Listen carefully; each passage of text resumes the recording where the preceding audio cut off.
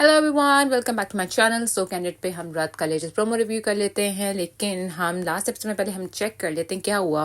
बड़ा ज़बरदस्त का सीन हुआ। जो जैन की माँ है वो अपनी दोस्त के घर लेके जाती है और किसी को बताती नहीं। बेसिकली वो उसकी इंगेजमेंट करने जा रही होती है, लेकिन ये उसकी दोस्त को, उसके ख़ानदान को ही पता होता है। जब वो लोग वहाँ पे बैठे होते हैं तो जो जैन की माँ है वो उस लड़की को जो है ना अंगूठी पहनाने की कोशिश करती है, बल्कि कोशिश करती है पहना ही देती है, जिसको देख के सब चौंक जाते हैं और किसी को भी अच्छा नहीं लग रहा होता। स्पेशली जैन तो वहाँ से बाहर आ जाता है और अपनी माँ को समझाने की कोशिश करता है, वहाँ से निकल आता है। और उसकी जो माँ है शैला जो है वो तो फल्ला, वो तो उसको कहती है गार्ड को कि इनको बाहर निकालो, यहाँ आने ना पाए। बहुत तमाशा करती है जैन की माँ घर जाके और गाड़ी में भी।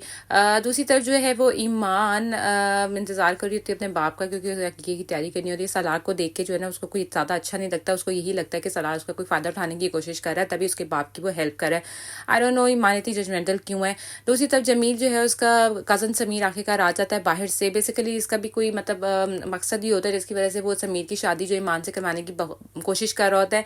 जैन के घर में जो तमाशा लगा होता है, बेसिकली उसकी माँ जो है ना वो अपनी नंद से बहुत परेशान होती है। हालांकि उसकी नंद इतनी मासूम सी बानो आपा है जो कुछ भी नहीं कहती हैं, हालांकि इतनी उसकी हेल्प भी करती है। लेकिन खैर ईमान जो है वो समीर से मिलती है। बेसिकली समीर खुद उससे मिलना चाह रहा होता है। मेरा ख्याल में समीर से शादी नहीं करना चाह रहा होता है। जमील ज़बरदस्ती उसको इस आग में कूदने को कह रहा होता है, तो वो मेरा ख्याल में ईमान से खुद ही पर्सनली तौर पर बात करके सारी बात क्लियर करता है।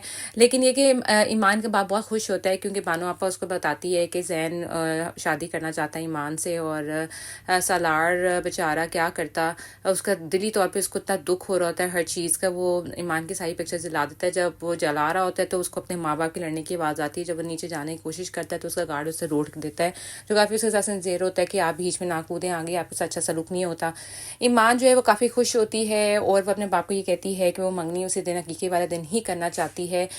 लेकिन इस बात का जो है ना वो उसकी बहन को नहीं पता होता, सवेरा को। लेकिन सवेरा उन दोनों की बात करते हुए जो है ना ईमान को देख लेती है और सारी बातें सुन भी लेती है, जिसे सुन के जो है ना वो बेचारी बहुत दुखी हो जाती है। बेसिकली उसका भी इसमें कुछ ज़्यादा कसूर नहीं है। जो इसकी एटीट्यूड, उसकी पर्सनैलिटी बन चुकी है।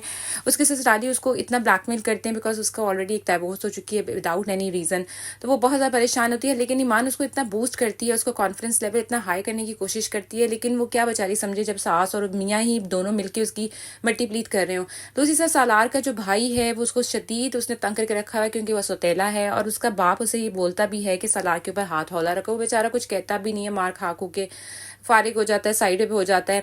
ईमान जो है वो नेक्स्ट एपिसोड में बहुत अच्छी लग रही है। और उसका और जैन का जो है इवेंट भी जो है ना उस दिन अकीके वाले दिन जो हो जाता है।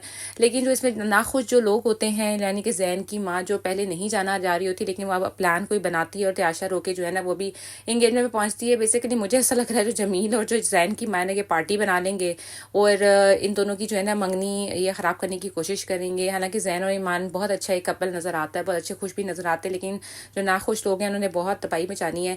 जो सालार की जो फिर स्टेप मदर है वो उसका कोई कहीं रिश्ता तय कर देती है और लेट्स सी वो लड़की कौन है। वो अपने शोहर को भी ये बोल देती है कि मैंने इसकी शादी तय कर दी है और मैं जहाँ चाहूँगी वहीं शादी करूँगी। लेकिन बेचारा सालार ईमान को देख के आगे इतना दुखी है। जब उसको ये पता चलेगा कि उसकी शादी तय हो गई तो उसका क्या हाल होगा, उसकी शक्ल से साफ जाहिर है।